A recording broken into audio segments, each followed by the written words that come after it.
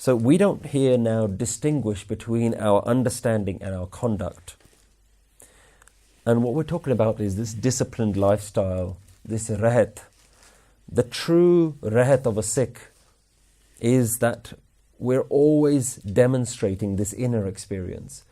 The inner experience is never separate from our outer expression. We're always living true to our values. And the reason this at this stage is so important is because it's very easy for the mind to go back. It's very easy for the mind to slip backwards. One of the things that people think about and wonder about is that as we progress in our spirituality, is there a point of no return, or do we always have the risk of falling back? Well, Guru is suggesting that no, you need to maintain this kind of discipline that allows that wisdom to stay there. If you become slack in your discipline, then you become slack in your thinking. Then your thinking is very naturally conditioned to go back into ego, to go back into duality, to go back into Maya. So it's very easy for the mind to hold on to this self-identity, and it's very easy for the mind to slip back in. Remember that the 5 thieves are never far away. They're always hanging around. They're always waiting for your moment of weakness, waiting to pounce, waiting to be let back in, waiting to strike. So these things and this way of thinking wants to take control again. It wants to go back into the driver's seat. It's sitting there agitated. So to overcome this, Guru has always maintained that a daily practice, your saram, your effort, is what is needed to sustain this wisdom. So this is the importance of rahat, to constantly mold your mind, to constantly keep your mind in shape. Now the question is, what is that rahat? What is the actual effort that we need to do? How do we transform our mind into manne, these accepting ones? What is it that you have to do? What offering do you have to make? What do you have to sacrifice and give up? How do you mold your mind so that you're constantly remembering the Guru's wisdom and that you always remain on the path?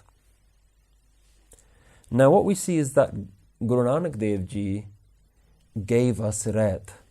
And as he transformed himself into his 10 incarnations, into the other Gurus, that all the Gurus added to those rahat, gave us more and more disciplines and more ways to live our life, so that we have more things, more tools at our disposal, that we can fight off our mind from trying to take back this kind of control that it always wants, and trying to get you back into the grips of Maya. So what's the very first rahat of Guru Nanak Dev Ji? What's the very first discipline that Guru suggests? In Japji Sahib, we've seen that there is only one rahat that's ever been mentioned. In the 4th Pauri of Japji Sahib, Guruji says, Fair ke agge rakhiye jit dise darbar. What can I place? What offering can I make by which the royal court can be seen? Moho ke bolan boliye jit sun tare pyar. With my mouth, what words can I say that by you listening to them, you'll give me that divine love? Amrit vela sachanao vadiyai vichar. Meditating at Amrit Vela is the only rahat that Guru Nanak Dev Ji has placed in the whole of Japji Sahib. It's the only discipline. The rest is all knowledge, is all wisdom. But there's only one rule that Guru Nanak Dev Ji has said. The first thing that we need to do is we need to maintain our Amrit Vela. So Amrit Vela is an essential part of this mind training. We're talking about training the mind. And that's what's needed to win over the mind. Because remember, what is the goal? Man jeete jag jeet. The world, we think, is the thing that's failing us right now. We always like to blame the world. But Guru says, no, your mind is failing you. Overcome the mind and the world is not a problem. But just waking up at Amrit Vela alone isn't enough. That's not the only discipline for a Sikh. That's not the only thing that we have. It's not about performing your duties, your obligations. It's about being aware. And you start that awareness at Amrit Vela. It's not that you get up, you read 5 prayers, you put the gutka down, you haven't had any awareness throughout your Nitnem, and you've just got on with your day, and you just allow your mind to go in all directions. That isn't what we're talking about. We're talking about Tithe kadiye surt mat man buddh. Your intelligence has to be refined. Your awareness has to be so sharp. Your thinking, your mat, your awareness, your memories, everything that you hold on to, all of that has to be really refined. So what we're talking about is awareness throughout Amrit Vela. And the purpose of Amrit Vela is that you start your day with this way of thinking. It isn't a duty, it isn't a chore. It's not something that you're to do feeling like it's a burden on you. This is how you start your day. If your life is about maintaining this wisdom, then you start your day with this wisdom. It's the first mantra that you say to yourself in the morning. It's the way that you start your day. You start your thinking. You warm up the engine with this. But you do it with awareness. Even while you're doing your Amrit Vela, it's with awareness. It's awareness of this non-duality, of this ikonkar, of not getting lost in Maya.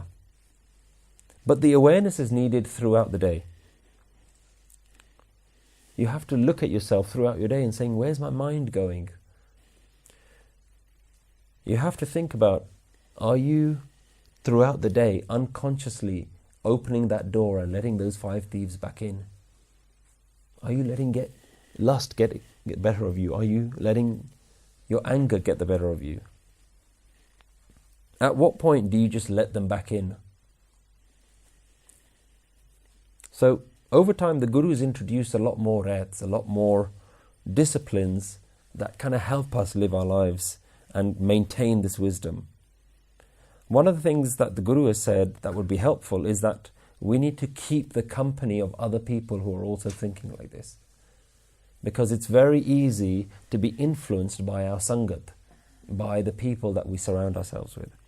So who the right people are will help you maintain this awareness. Sweetness of words, having purity of thoughts, these are the kind of things, these are practical ways that we can maintain this awareness. But interestingly, the first use of the word saram is in the word Munda Santok Sarampat Joli. And there in Japji Sahib, the beginning of that verse is 4 verses that are dedicated to showing you the qualities of a Gursikh. If you remember in that verse, that was the beginning of a conversation with the Siddhs, where he says, well, you behave in this way, you act in a certain way, you dress in a certain way, my qualities, my values make me a true yogi, make me a true Siddh. So the first mention of saram is actually the mention of all the efforts and all the discipline that we need in our life. And there, over 4 verses, from 28 all the way to Pauri 31, Guru goes through a big list of qualities that we need to adopt in our lives. And we can just quickly summarize. Those qualities were santok, starts with Munda Santok, contentment, discipline, dhyan ki kare biput, awareness, kinta kal kuarikaya, having this awareness of death, self-restraint, trust, Ai Panthi Sagal Jamati, having this universal brotherhood, wisdom of oneness, compassion, daya, recognizing the vibration of oneness in all,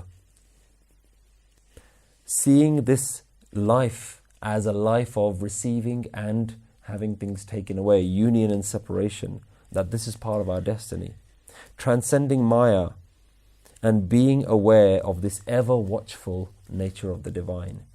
If you go through those Pauriya, you'll see so many different qualities, and Guruji so cleverly started those 4 Pauriya with the word saram. This is the effort that you need. So we can see that the Guru has time and time again used very specific words to point back to Japji Sahib.